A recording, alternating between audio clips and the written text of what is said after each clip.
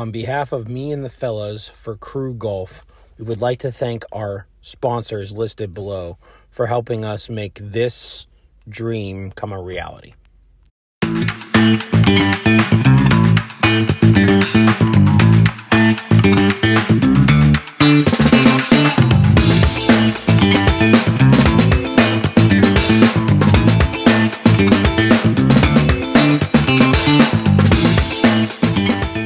Episode, I believe, 1-5, right? I believe it's episode 15. Yeah, because I think last week was my favorite numbers episode. We're gonna double check that. Where is my? Why did my voice just get real high? Where? There it is. No. This is episode 16. I apologize, everybody out there.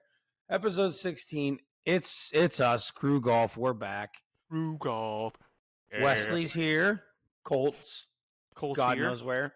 Whatever. He still stinks at golf. We'll find out. We'll find out on Sunday.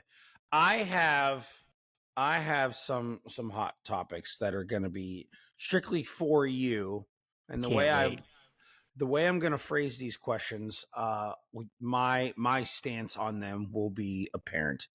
Okay. So we're here to talk about your boy today. Obviously, we all know Bryson won and everything else. Yeah. I mean, obviously, and we know Travelers is currently taking place.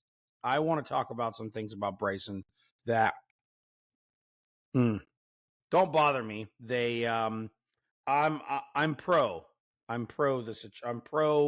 him at the moment. So first off, the guy wins. The guy won the U.S. Open, 2-time U.S. Open winner. All right, good for him. I don't think he's won another major besides the Open though. No, but those are two of the biggest. But yeah, I mean, tournaments you're gonna win. He's won the U.S. Open twice, but he hasn't gotten any further towards his Grand Slam. From what no, and what I've understood, he's also won. He won the Amateur Open as well. Okay, so great for him. I'm really happy for the guy. I think he's starting to figure out like the PR side of this, which good for him. Okay. I mean, he openly said in his interview that he, a couple days ago, he had another interview and he openly said, I've messed up in my life by saying some of the stuff I did, acting the way that I did, stuff like that. Okay, but the thing is, I think like saying things and doing things, unless they're monumental screw ups, yeah. I think those can get eventually forgotten about. It's the live choice that everyone hated him for, which I think now people are starting to come around. So as far as everyone's concerned, he really hasn't done anything monumentally screw up level. No, I mean, why personally, in his defense, you're offered $125 million to go play golf, do the thing you love to do. First of all, be the captain of a team that he's playing for, his 4-man team or whatever it is. Mm-hmm. He's the captain of the team at $125 million to come back home to play in all the majors because he can, and to be the best at all the majors this year so far. Imagine that. I mean, okay, but yeah, arguably the best because he came in second at the Masters. So, and came in second at the PGA, and he's tied for 6th at the Masters. Yeah. So, placement wise, he's been the best. Yeah, arguably, yes. Arguably the best. So, yes. All right. So at the what was it? I think it was the PGA. Or no, it was the Masters. No, it wasn't the Masters. I think it was the PGA. When Xander won, you saw that first thing he did was walk up to try to find Xander. And he was like, "Hey man, congratulations, good round," and everything else. Now, mind you, there was a lot probably going around and everything, and Rory. I mean, here's the thing. Rory didn't handle himself very well of the loss because he shot himself in the foot. It was his round to lose, and he lost it. And he lost it. That does not give you an excuse to just and dip and not say anything to the guy who just won. not say anything to reporters. He just left. Now, in my opinion, it was a grown up temper tantrum.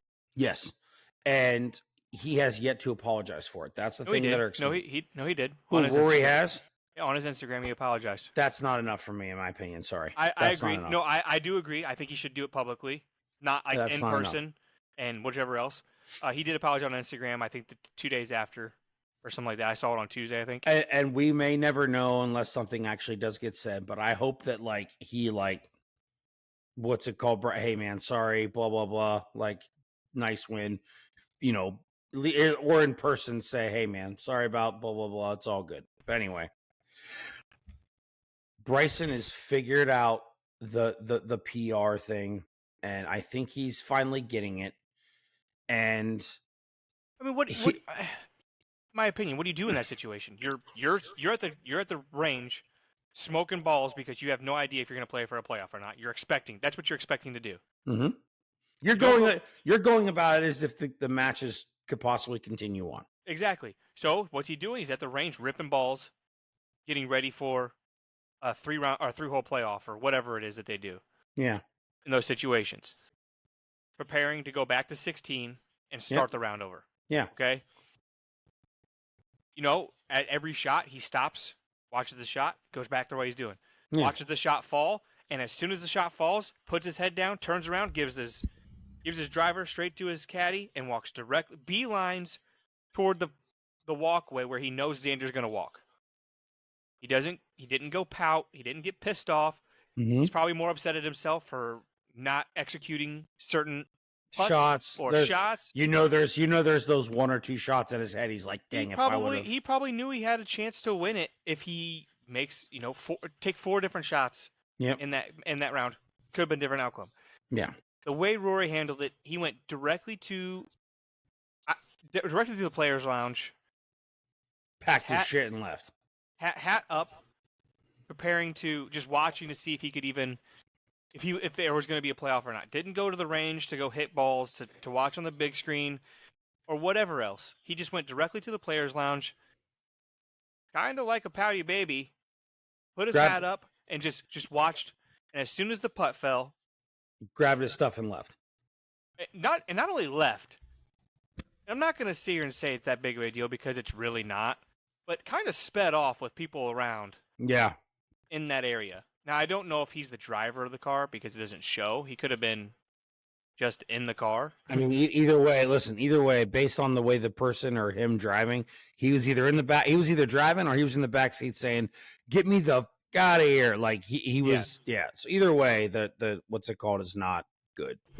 But here, okay, so with all this circling and everything else around Bryson, I find it completely idiotic that he is not eligible for the Olympic team.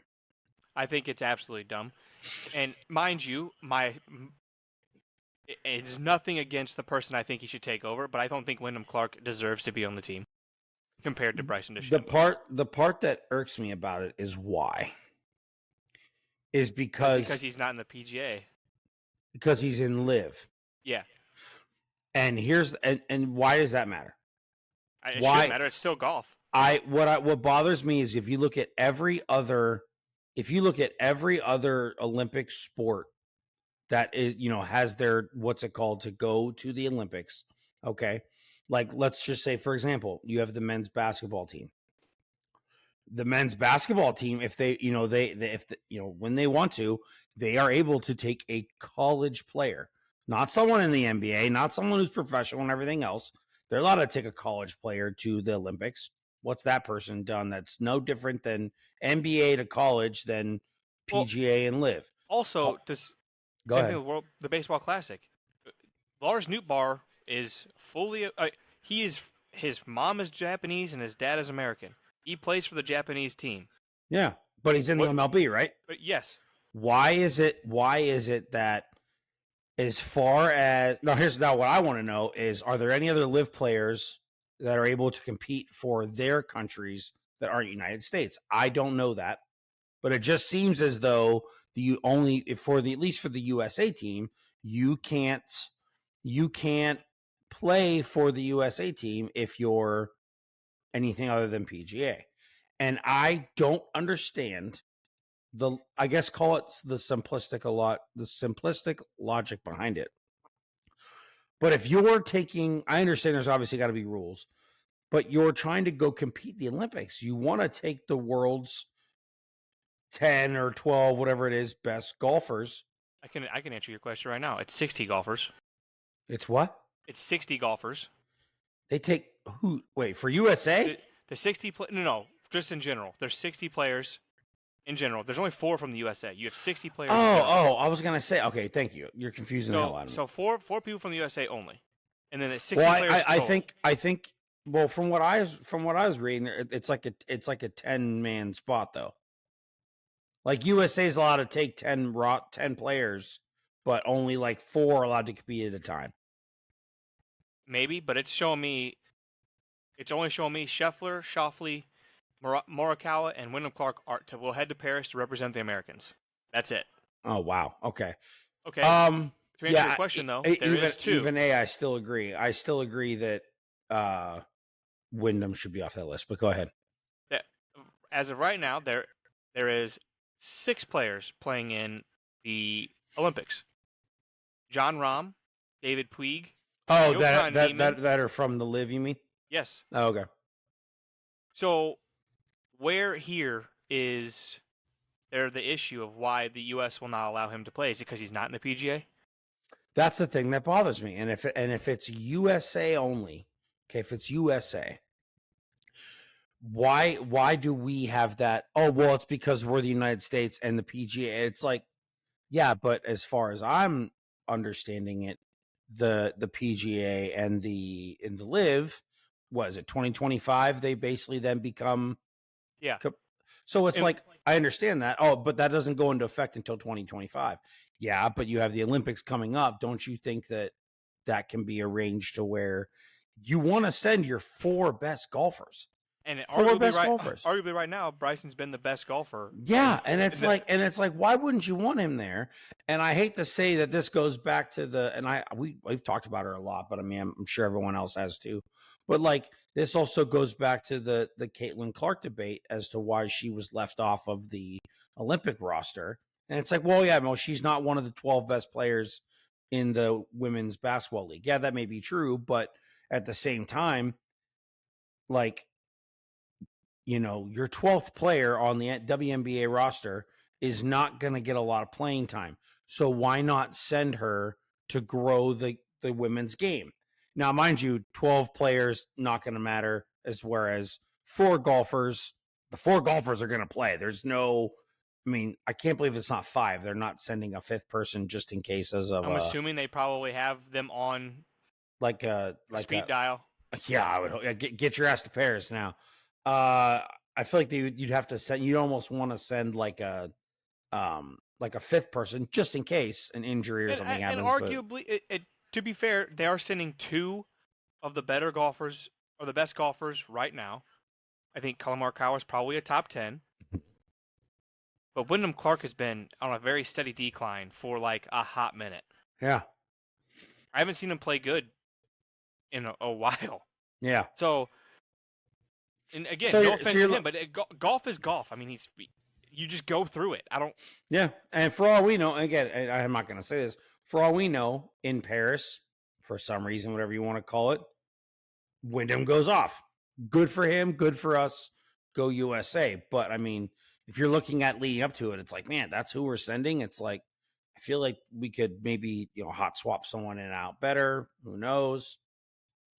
I digress. I just think, for the same concept of growing the game of golf for even though golf is vastly imploding, I still think that Wyndham, or not Wyndham, I still think that Bryson should at least be, if not anything, he should at least be deemed like the first alternate on the team in case something happens. Now I've never seen the Olympics do golf, so it's a little different. Is it going to be like the Ryder Cup where it's match? I mean, I believe so. I think it's kind of like how, as opposed to where it's Ryder Cup Whereas it's like, oh no, we have pairings because Ryder Cup is just them versus this one. I Yeah. think it's going to be kind of like Olympic style matchup where there's going to be like pools. So you're going to have like A pool, B pool, and everything else based on performance for the week, and then you have it this way to whereas like for example, Scheffler could be in the one pool and he could be competing for gold, and what's it called? The way it ended up me working out, where again, I'm just using names for example. Scheffler could be playing Morikawa, and they could be competing for gold, and then basically USA's got 2 medals guaranteed, gold and silver. I would I think don't know. I'm gonna say it's probably a week-long event where you pool play every day. Yeah, pool play. Pool play. Thank you. That was what I couldn't think You of. have pool play of certain pools will play each other Mm-hmm. that day, right? Yeah. And then come the weekend, it'll be like a 1-day or 2-day round where they play each other. Everybody plays each other, and we could arguably get gold, silver, and bronze. Yeah. Like based on how we finish. Yeah, exactly. yes. So like I feel like we have a good chance at gold because we have the best golfer in the world on our team. I got something to mention about him too. Go ahead. Although I mean it is what it is. At this point, we can't do nothing about it. Yeah, I agree. You can't do anything about it. It's just I think it's politically petty that he isn't at least allowed to be in consideration for the team. I agree. That's my thought process on it. I do want to say the crowd control from Bryson DeChambeau this past weekend was incredible. Yeah. Again, I think he's figured it out. I think, and this is going to sound crazy. I think with the move to live. Oh my goodness. I think with the move to live, it forced him to realize that there is more aspects being a professional golfer than just golfing. Well, because he had to be a leader because he's the captain of the team. Like, yeah. You have to. I mean, there's a lot coming into that. I'm going to assume. Yeah. So. And there is one thing I do have to talk about with Bryson. Okay. The announcer, Randall, whatever the hell his name is, horrible. Absolutely horrible. In what aspect? His bias towards Bryson DeChambeau is absolutely insane. Dude. It's like anti Joe Buck bias. Yes. Like, dude, it didn't matter what that guy did. He could stripe it dead straight. Oh yeah, Roy McIlroy did that just right there the hole before. Yeah, come on, dude. Don't be another Joe Buck. Like it's absolutely insane. I mean, it could be the same thing as what's his name, Colin Coward or not Colin Coward, Chris Collinsworth. Here's a guy. Yeah, that guy rides Patrick Mahomes. Dude. Oh yeah. I mean, exactly. It doesn't matter. But we're watching a dude who is playing in he's played right in the 3 hardest tournaments in golf right now. Yeah. Arguably 3 hardest or 2 hardest courses, because the one they played for the PGA Championship, obviously people are shooting really low. Yeah. So, that's anybody's game. Whoever's playing very good for 4 days, that's who's going to win that. Yeah. But the Masters and the Open, the U.S. Open were like played on 2 of the hardest courses and conditions ever. Yes. And this guy's done it both tournaments. And if memory serves me correctly, I think he finished higher than Rory in both. So it's like, why do you keep comparing this dude to Rory when he's obviously playing better golf than Rory is? I think it's just a hate thing that he went. That's what I'm saying. And right. And it's like, dude, cut the bias. Like you gotta. I've always said this, and I've always thought Brooks was kind of a douche. Yes and no. I agree. But I'm new to golf. Like, I didn't really... So, the videos I would see of him, he looked like... yeah. But, they all arrived in Nashville this past... Like, to get ready for the LIV tournament this weekend. And every single one of the LIV guys walked up to Bryson and was like, "Yes, way to figure it out. Like, Yeah. way to finish. Yeah. Way to do everything you're supposed to do." Because not only did they're not that's just going to bring more people to watch live Yeah. and watch them play. I mean, they're all making outrageous amounts of money. And besides golf, there's got to be another reason as to why they're making that much money. 100%. And I think it's so awesome. He's treating this trophy like it's the Stanley Cup, Mm-hmm. which And you should. 100%. You should. 100 And I hate to say that, like, that's how you grow the game. I think that, like, I understand at a certain point you start taking your trophies home and you set them up and everything else.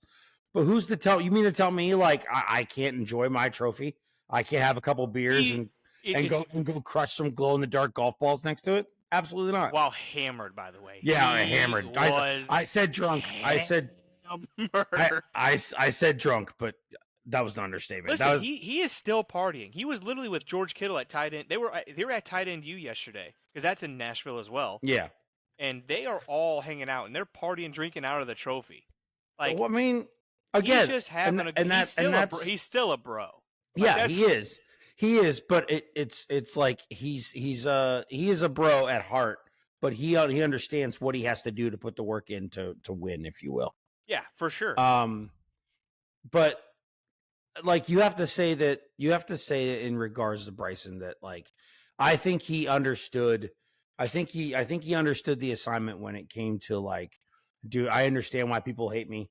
I get it. Like, I didn't take the traditional route to being a pro. And then the minute I get some clout and recognition for everything else, I make a decision that no one likes. So I keep putting myself, like, didn't get there traditionally, didn't make the traditional decision to stay PGA committed like other golfers have and everything else. But if there's one thing that everyone understands, it's that it's winning golf earns respect. So he's like, well, how am I going to do this? I'm going to do this the way I want to do it. And I'm going to make sure I go about this the way I believe is the best way. And, 3D printed clubs also probably didn't give him, any real, like, what would you call any real respect? It's like, no. Pick a company that blah, blah, blah, and do it. It's like, why? I find something wrong with all the way these companies do clubs. I'm going to go about it the way I'm allowed to. And there's nothing in the rules that says I can't 3D print clubs if they pass inspection. Who cares? They pass inspection. They pass inspection according to PGA rules. Why are you guys hating on blah, blah? All it took, like, whoever his agent or whatever was, it's like, dude, you got to go out there and win, and all this will just be gone. It was a crazy weekend. It's been a crazy couple of days watching all the videos and everything. We do have to talk about it because it was one of the most incredible golf shots I've ever seen in my life. Oh, the bunker shot. The bunker shot was incredible. Dude, 1 point, I think they said it was like 1 point. I don't know why I want to say 1.3. Not that the percentage matters, but, like, it was where he hit that, it had a 1.3% chance based on the lie, everything else, to get a par. And my dude stuck it that close. He literally, if it wasn't not uphill, he makes it. I think it rolls. If it was like a level, it gets. Well, I wouldn't say level. Let's just say, for argument's sake, if it wasn't as uphill as much. If it wasn't as much slope. Yes. Going uphill, I think it goes in because it was tracking to go right into the. Oh yeah, it was leading right to it. It's like, okay, and you just. He got very unlucky. I'll say this: he got very unlucky on the tee shot. Yeah. He pulls the tee shot, knows he pulls the tee shot, bounces off dude's arm, and lands on a root. I mean, sucks to suck. He's like.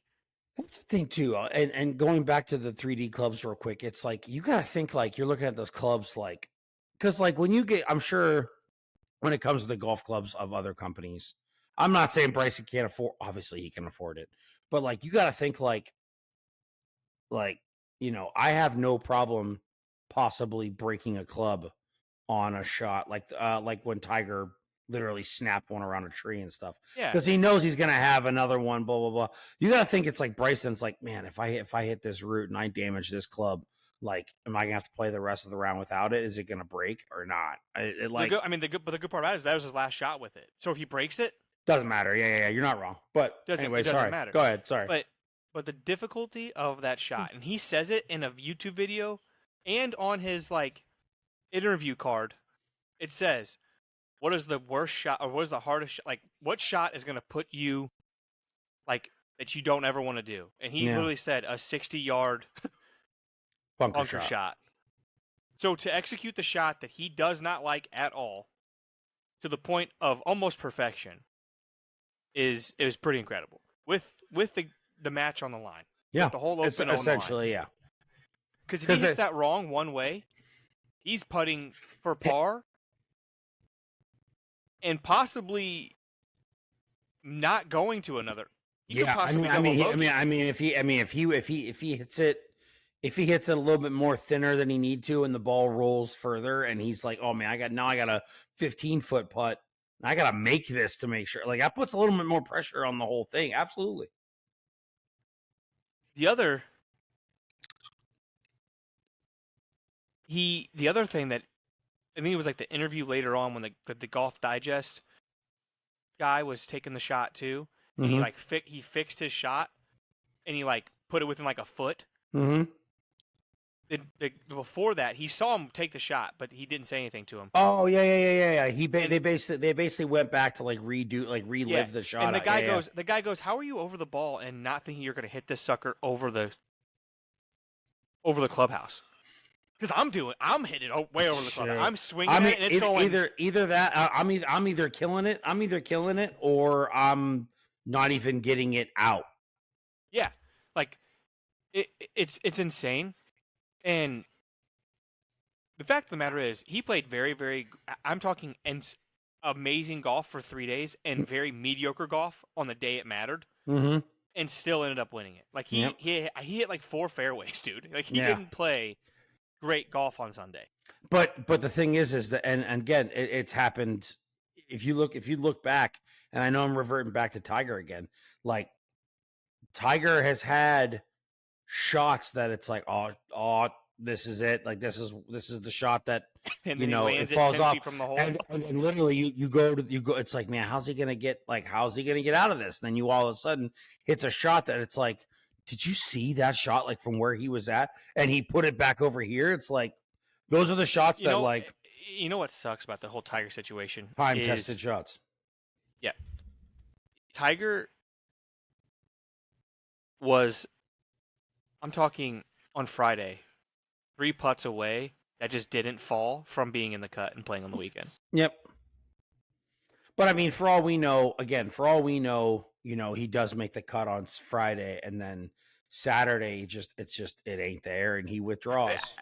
I mean, possibly, but now he has the what you call it?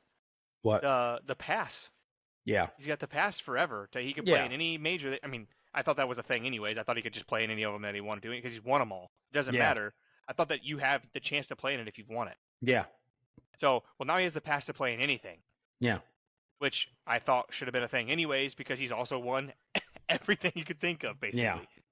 So, I do wonder this, if there's any tournaments of not majors, but like, as far as the major tournaments go, that he's never won.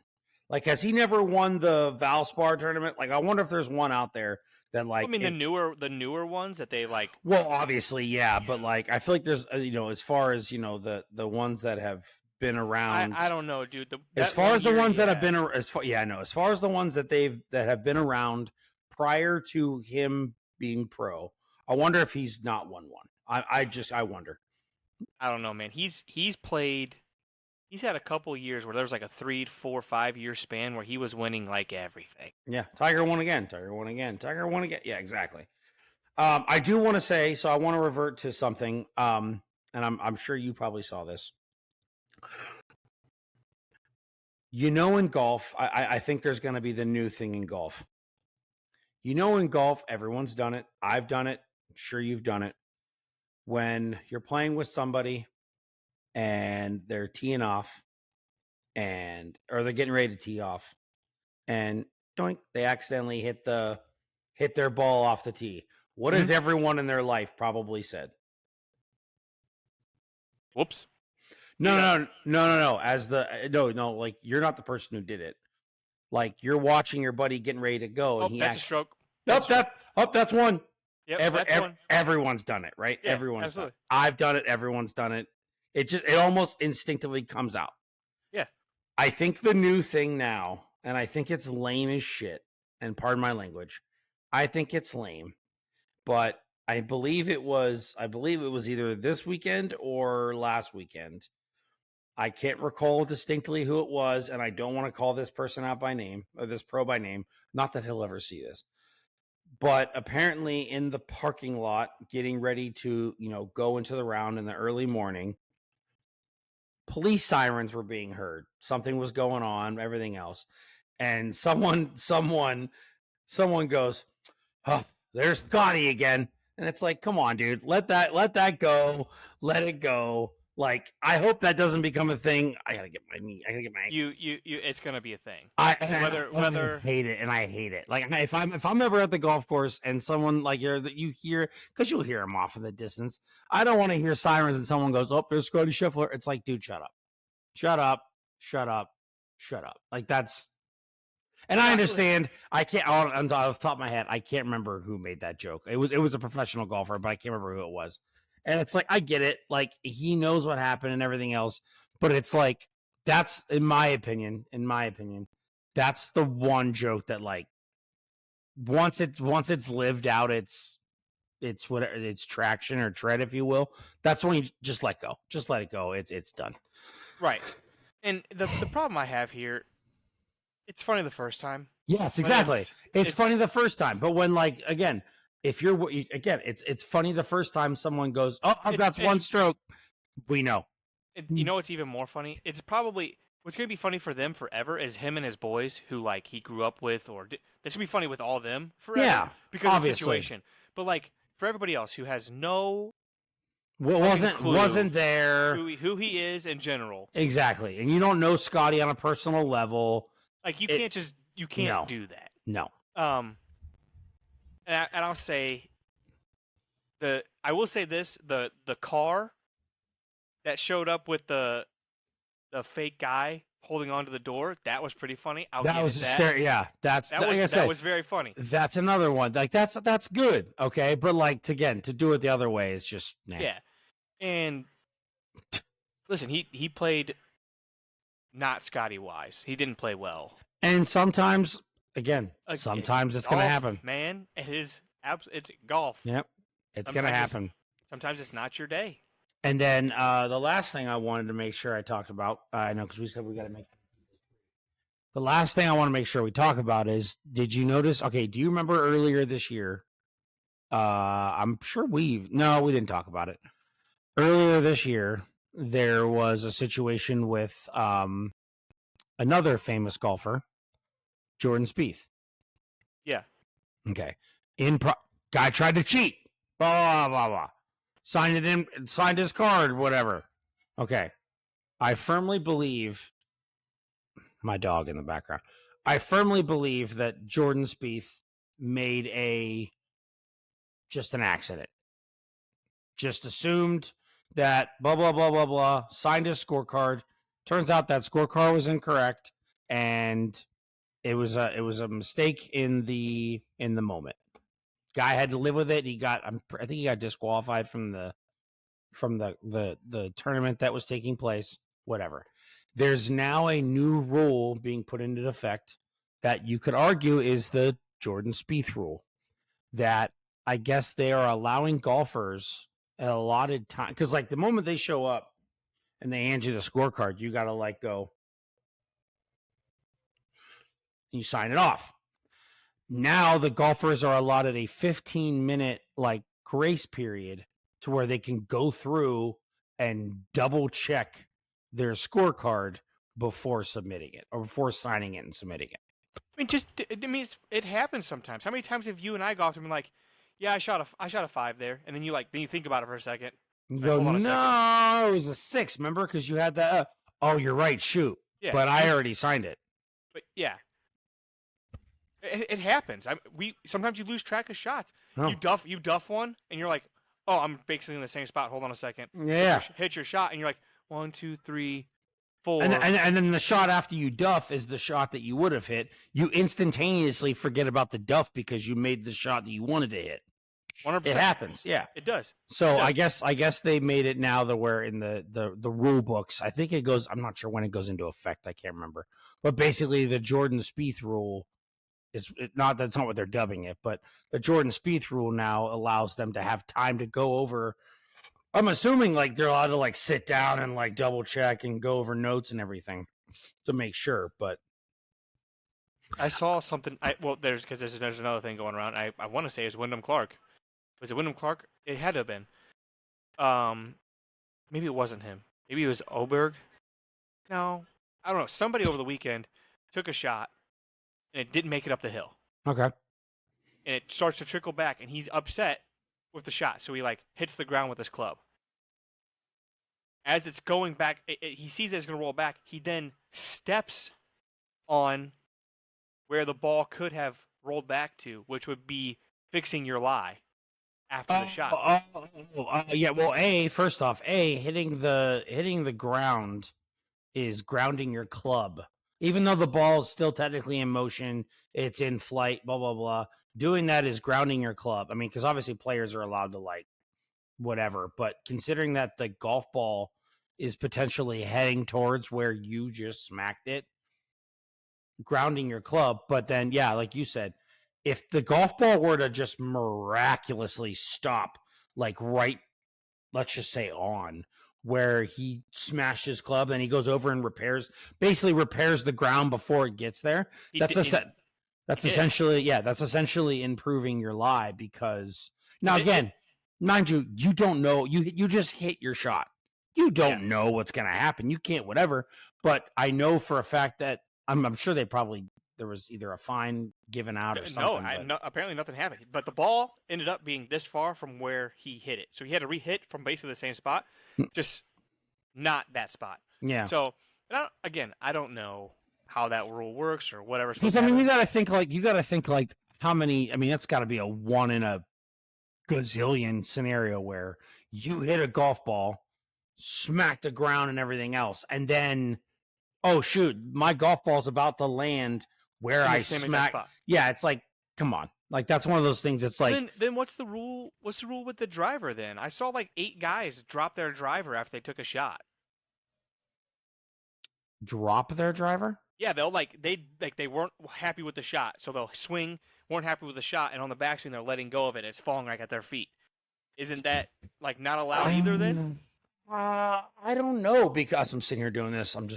I don't know that scenario because you look at it on its merits. It's like, okay, they're all intentional. Me letting go of my driver is intentional, whereas whatever. I would have to say that the only thing that's different is that, tee boxes are their own. They're not attached to like the fairway. So there's essentially no way the golf ball could land back on the tee box. So, yeah, I don't know. I guess. I don't know. And then the other thing I wanted to say, and then we can go. I think it's really funny how, I don't like him only for one reason. Brian Harmon and his golf waggle, gotta stop. Hate it. Dude needs to not do that. But 2, how many times they tap the ground before they take a shot is very hilarious to me. Like Bryson does it like 5, 6 times. Like he'll tap like his driver. Like he's going like, it's like it's like a it's like a timing thing. Yeah, I get it. I know what you're talking about. But I'm like, why are they tapping it so much? Have you ever noticed the like when you're watching it, like because a friend of mine that I play with, who I told you about, I'm going to play Pebble Beach next year. Mm-hmm. Every time him and I play, when we're doing tee box things, he has it's his thing where he's like, and he goes. What he does is he gets set, everything else, driver. He's got 3 taps. It's funny you mentioned it. He's got 3 taps with his driver on the ground, and the 3rd tap, he sets his driver on the ground, and like he timed it to where his breath out is the 3rd tap, and then he hits and goes. I've seen him only hit like 2 crappy drives. It's like, what the hell? And it's like, well, you didn't tap your driver 3 times. Like I seen him tap it a couple, like twice extra, like 5 times. Ball went in the woods hard right, and then one time he just kind of like, and then went. It's like, dude, your timing was all off. It was terrible, and it's so like I believe that those things are things that I guarantee you the golfers like they're like. I did notice one thing about Bryson is he stands far away Oh from the yeah, golf ball. because he's got a lot of torque in his swing. And man, I gotta say it, dude, he whacks that thing. I'm talking him and Pavon, because they were together. Pavon's driving, and then you see Bryson drive, and it's a completely different, 40 to 50 yard different shot. Oh yeah. And I'm like, no wonder why this guy gets on in 2 every time on a par 5 or whatever. He's well farther away from. Now I will say this, and I not say I hope that I'm wrong, but you just have to think about it logically that like that's gonna have to change for Bryson sooner and later, because when he gets older, he's not gonna be able to like. No, but his irons are wildly good though. Like No, I understand that. I'm talking about driver off the driver. He's not going to be able to like whip it like that anymore. Like eventually, he's going to have to learn to like settle in and just take a controlled swing with some oomph behind it. Not his like. What he's not going to have that anymore. There's one thing I am upset about. And you got Oh, sorry. Go ahead. That you and I didn't do. Because it's just in the middle of the week and we couldn't do it. Because if the Good Championship was on a weekend, I would be like, Wes, let's go. Oh yeah, where was that, by the way? Because I saw it was in Indiana. Yeah, it was the Midwest. Yeah, and that's awesome. Mm-hmm. That's awesome. I love those guys, but like, there was some really good like Austin Reeves, my boy, he played with Garrett. Yeah, like that's awesome to me. Like how. It was a tournament, but it was like as far as I understand it, $100,000 purse. Like it was a tournament. Yeah, it was a tournament, but it wasn't a tournament that like you had to like have a card or anything else for. No, like you listen. It was so. People are gonna say that it was horrible, like horribly, audio whatever, dude. It was live streamed and on Peacock. First of all, 2. Everybody saw every single shot. Like it didn't matter. Like you were watching everything going on. Yeah. Right. So, I thought it was very well done. Yeah. I thought it was really awesome. And the people who won it should have won it. It's arguably that's who should win. One of them's a pro golfer. For real. Okay. So there you go. The Blocks won.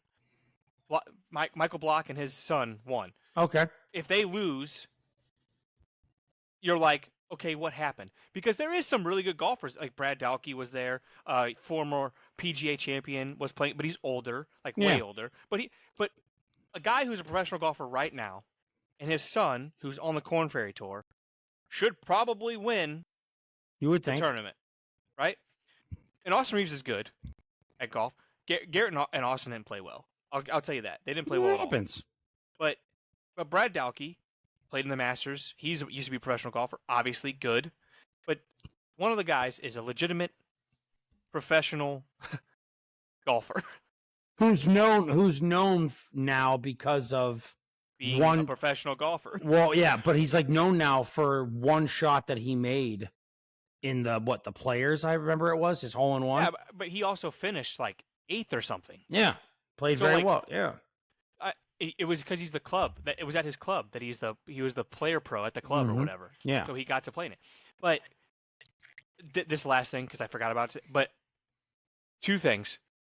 Did you see Charlie won his very first tournament ever playing in, like his real tournament?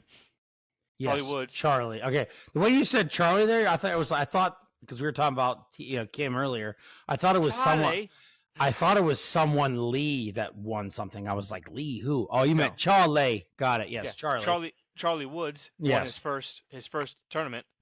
I saw that. And a very tough course, by the way. I've heard. I didn't see the. He shot one. Honestly, I honestly didn't see where he won it. It's in Florida somewhere, but Okay. it's a tough course because everybody else he shot 1 under and everybody else shot even or way above. Okay.